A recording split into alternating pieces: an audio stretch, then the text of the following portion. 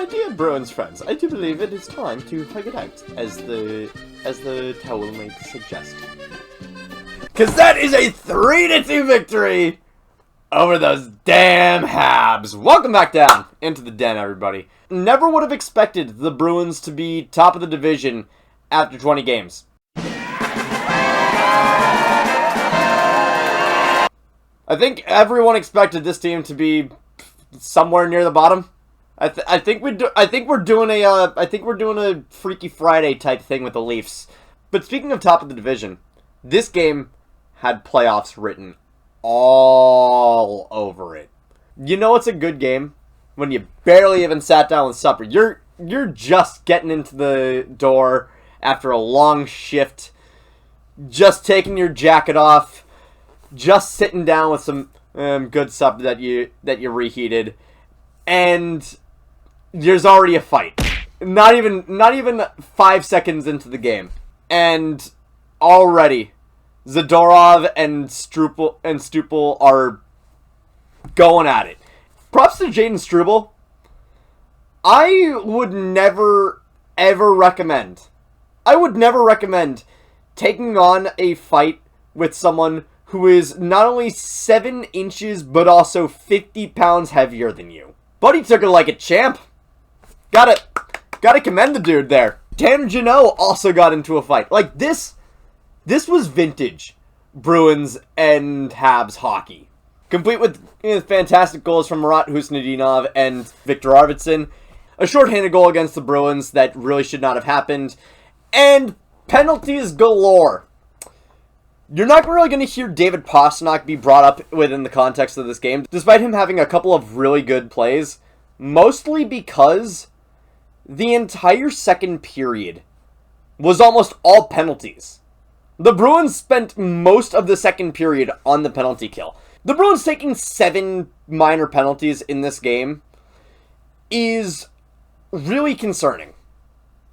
Except it really isn't. This is just standard affair for Bruins versus Habs. Every single time that the Bruins step into the Bell Center, or every single time the Canadiens step into TD Garden, you know that it is going to get messy.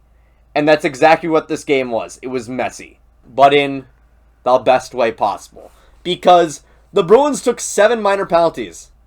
Not one singular power play goal surrendered. Jeremy Swayman stood on his freaking head, and everything that we have wanted him to be this season, he became. And now, yes, he did also give up a couple of goals, including the shorthanded goal from Jake Evans, which I would honestly put on the offense. I would honestly put that goal on the power play. The moment that the Bruins lost that puck, I was like, oh shit, this is gonna go in. And wouldn't you know it, that's exactly what happened. Mostly because Charlie McAvoy is not that great as a quarterback on the power play. If you want someone to be a good power play defenseman, the answer is right there in Hampus Lindholm. That dude should be your top power play unit defenseman. And on number 2, you put Lohrei. And if you want to, if you really, really want to, if you feel that there is no way that you can compose a power play unit without Charlie McAvoy, you do that for your second power play unit. McAvoy just does not have the juice to facilitate a decent power play. And that's exactly what happened. He got burnt by Jake Evans, and immediately, just Bruins are on their back foot. But speaking of Charlie McAvoy, unfortunately, the Bruins, after a point, had no choice but to remove him from the power play unit. And that was because of a shot that rode up a little bit too high, hit McAvoy in the shoulder, careened off his cheek, and hit his chin, and immediately drops to the ice. Lost a tooth, blood just pouring onto the ice. It's not a pretty sight. And McAvoy leaves the game and does not come back in, which really sucks. I want McAvoy to get that demotion from the top power play unit because it makes sense. I don't want it to be because of this. I don't want it to be because he suffers a freak injury and the Bruins are shorthanded for the rest of the game. Although, we're not as shorthanded as we probably expected to be. Because I forgot to mention this at the start of the game. Because this game got so out of hand that I almost forgot it. The Bruins have finally benched for a little bit bottom left Jokiharku. Henri Jokiharku got benched for Jonathan Aspero. And it is so good. It's so good to see that. Aspero is a fine enough defenseman. And him with Lohrei, which, by the way, I know I've said this a decent amount this season. This might have been one of the best games I've ever seen Mason Lohrei have in a Bruins uniform. The way that he played throughout the entire game, not only did he have a goal on this game, he also stole the puck from a very, very dangerous 2-on-1. Just crashes the guy. And it's so good. Mason Lohrei in this game proved why he deserves to be in the lineup.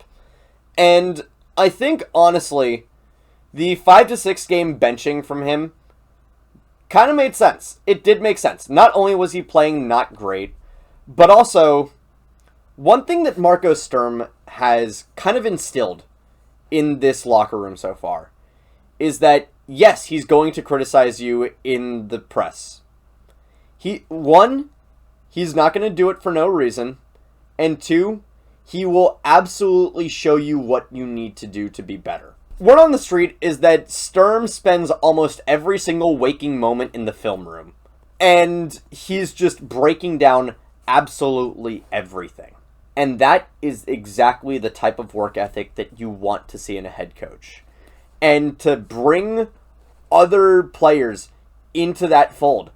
To bring other players into the film room and be like, this is what you did wrong. This is where you went wrong. This is how we can fix that. Yelling at someone and being like, you suck, you didn't do this right, that doesn't solve anything. That might be emotionally cathartic, but that doesn't solve anything. When your criticism is more, you messed up, here's where you messed up, here's how we're going to fix that, it's so much more productive. And that is honestly the theme of this season so far, is the Bruins are productive.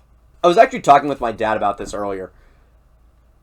This is a very interesting spot that the Bruins are in right now, because they did not expect to get to this point right now. They are now top of the division 20 games into the season, when everybody, including themselves, kind of felt like they were going to be near the bottom of the division for the entire season. It was like, okay, we're not going to be good, but we're going to be scrappy, and we're going to play hard.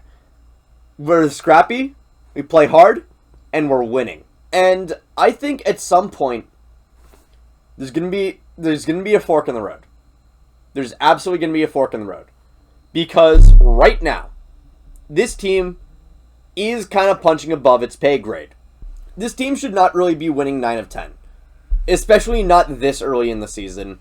And especially not without the prospects that it has in the pipeline that they probably should call up at some point. I think by Christmas. Because you gotta remember, this season is kind of truncated. Not in terms of how many games we're playing, but the frequency of the games that we're playing. Because, you know, the Olympic break is usually the All-Star break. You're going to have nothing for like a week and a half or so. The Olympic break, you stop playing on February 5th and you don't play again until the 25th. You're taking almost 3 weeks off for the Olympics. And by the way, I will be making content for that. I will be breaking down how Team USA plays throughout the Olympics. But at the same time, given the Bruins' current position, there's a massive question that needs to be answered of where exactly do you go with this season? Do you keep with the current momentum, push for the playoffs, maybe don't even do anything at the deadline, and if you fail, who cares, you tried? Or do you say, maybe don't try for the playoffs this year, but next year, maybe see what other pieces you can trade off, what you can get for those pieces, and just count down the days until James Hagens? It's really up to you. It is entirely up to you. But you gotta choose one. You gotta choose one, and you gotta make that decision quickly. Because Father Time is undefeated.